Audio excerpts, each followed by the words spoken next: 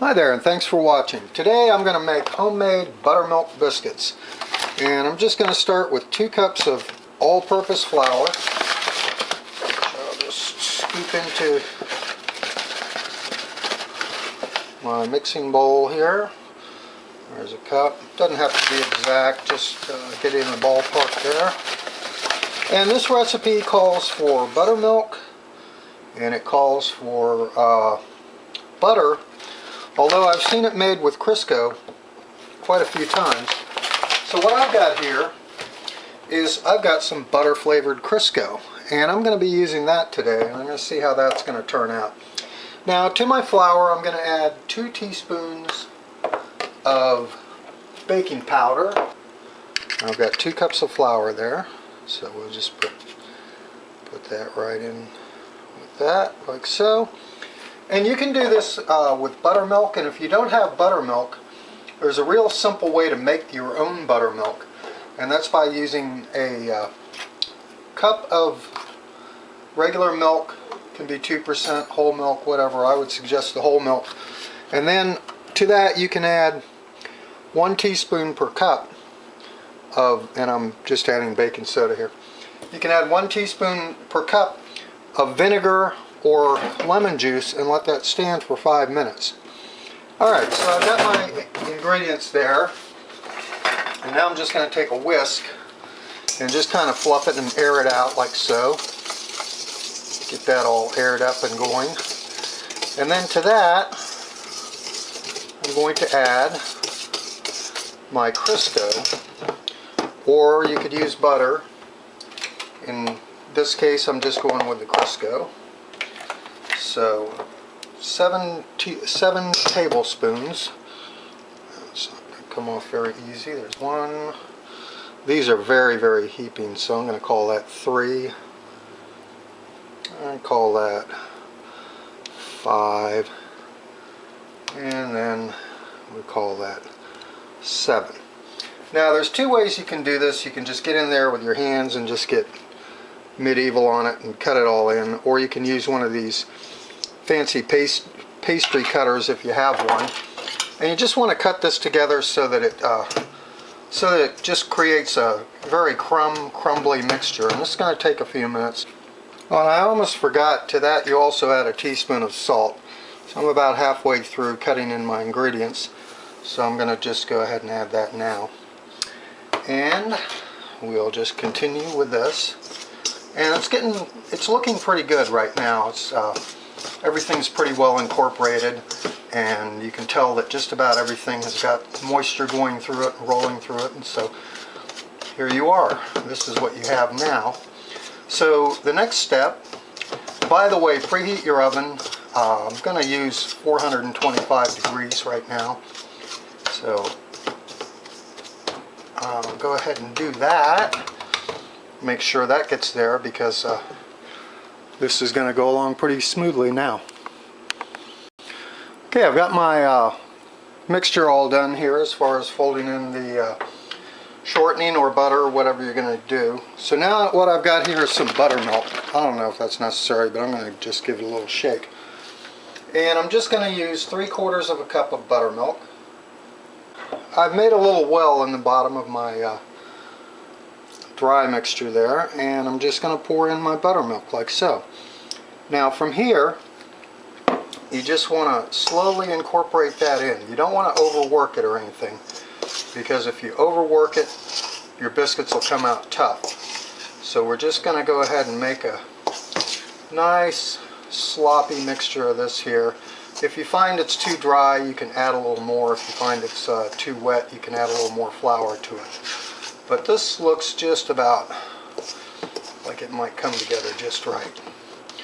And then from there, we just take it and put it out on a floured board. So I've got it together now. Okay, so I've got the board I'm going to use. You could use a countertop or a board or whatever. This isn't actually a board, it's more of a, I don't know, so like a plastic cutting board type deal.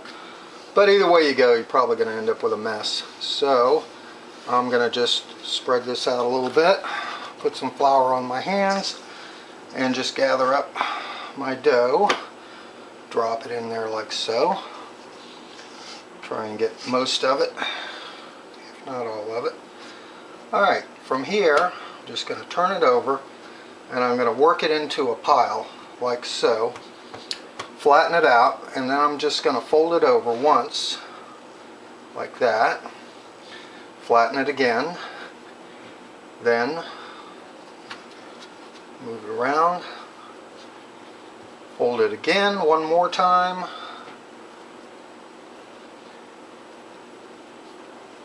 Flatten that out. And then there's one final fold that needs to be done. So we'll just fold it one more time, like so, over into thirds. Just like that. Flop that over. And now you just press it out. You can use a rolling pin for this, but I'm not going to. I like mine pretty thick, so I'm just going to leave it at least, well, let's say about 3/4 of an inch, like so. You don't want to overwork your dough. Let me get this out of the way.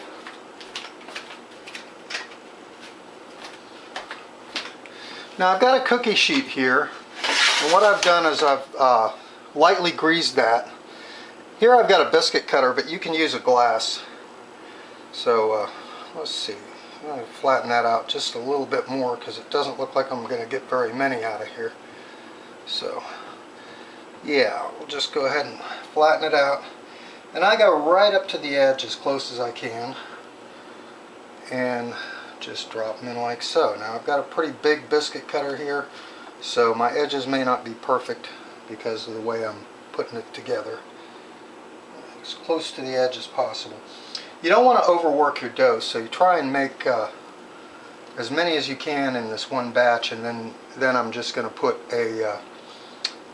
take what's left and just make like a hand-formed biscuit out of what's left. And it looks like if I push it, I can get 2 more of these. There's one. And that is, yeah, that's pretty deformed, so I'm just going to press that into place like so. This one's going to be a little strange. Be interesting to see how this one turns out. And I'm going to go ahead and cut this guy like that. Yeah, this one's going to be a real interesting fella right here.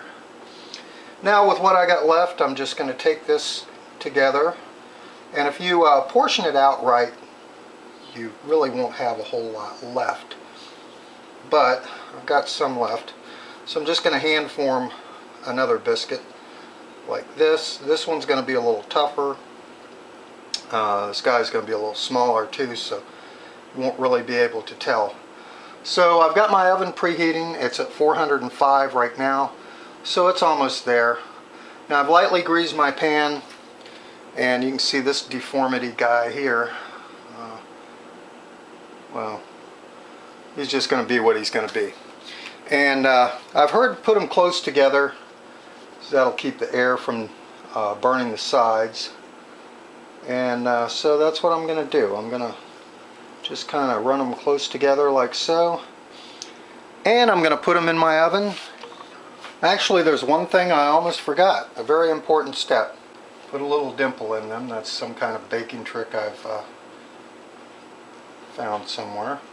And then you brush them with buttermilk on the top. And this helps them brown up, become a real nice color. And that last one. Okay, so I'm just going to put them in my oven. I'm going to check on them in about 15 to 18 minutes, and it might take a little bit longer. But there we go. And we'll see you back here shortly. Okay, I've pulled my biscuits out of the oven. They've been in there for about 20 minutes. They're probably really, really hot, but let me go ahead and, oh man, it just pulls right off. Yeah, I might have went just a little too far on those. But you could also just coat the top with milk. It doesn't have to be buttermilk. It can just be regular milk. So let me see if I can, oh yeah, it just flakes right apart. And this is the extra one that I did. So let me just take a bite of this and see how it is. Man. Well, there you have it. Easy homemade buttermilk biscuits.